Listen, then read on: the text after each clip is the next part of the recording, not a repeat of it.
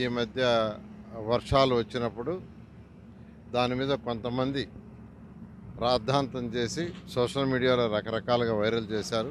ఈరోజు అమరావతి రాజధానిలో అనేకమైన పనులు జరుగుతున్నాయి.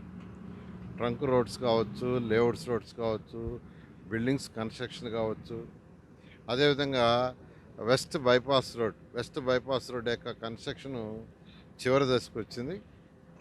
ఈ నేపథ్యంలో ఏదైతే కొండవీటి వాగు ఉందో, కొండవీటి వాగు పోయే దగ్గర ఈ యొక్క వెస్ట్ బైపాస్ రోడ్డు మీద ఒక 210 మీటర్ల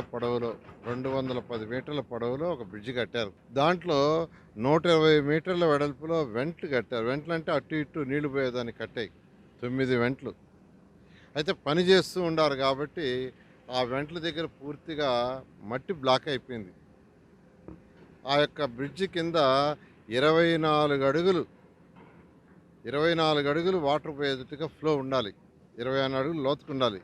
24 అడుగులు మట్టితో పూడుకుపోయింది. మట్టితో పూడుకుపోవటం వల్ల పైనుంచి వచ్చే కొండవాగు యాక్చువల్గా అటు నుంచి పోలాక అది రివర్స్ కొట్టింది. అయితే దాన్ని తీయటానికి అధికారులు యాక్చువల్గా ఆ వెంట్లో వాటర్ తీయడానికి ట్రై చేశారు. 9 వెంట్లలో 2 వెంటల్లో మాత్రమే కొద్దిగా వాటర్ పోయేట్టుగా చేయగలిగారు. అలా కాదు, ఏదైతే రోడ్డు ఉందో వెస్ట్రన్ బైపాస్ రోడ్డు ఒక 50 మీటర్లు కట్ చేసేయండి, వాటర్ ఫ్లో పోతుందని చెప్పాను. దాని ప్రకారం యాక్చువల్గా వాళ్ళు ఇప్పటికైతే 24 మీటర్లు కట్ చేశారు. బ్యాలెన్స్ కూడా కట్ చేస్తున్నారు. అది కట్ చేస్తే పూర్తిగా వాటర్ వెళ్ళిపోతుంది. అమరావతి క్యాపిటల్ సిటీ చాలా సురక్షితమైంది. నెదర్లాండ్స్ వాళ్ళ దగ్గర డిజైన్ చేయించాము. నెదర్లాండ్స్ వాళ్ళ దగ్గర Kondaveeti Vagu, Palavagu, gravity canal, pumping stations అవన్నీ. ఎంత ఫ్లడ్ వచ్చినా ఈ కొండవీటి వాగు కూడా ఫిల్ కాదు.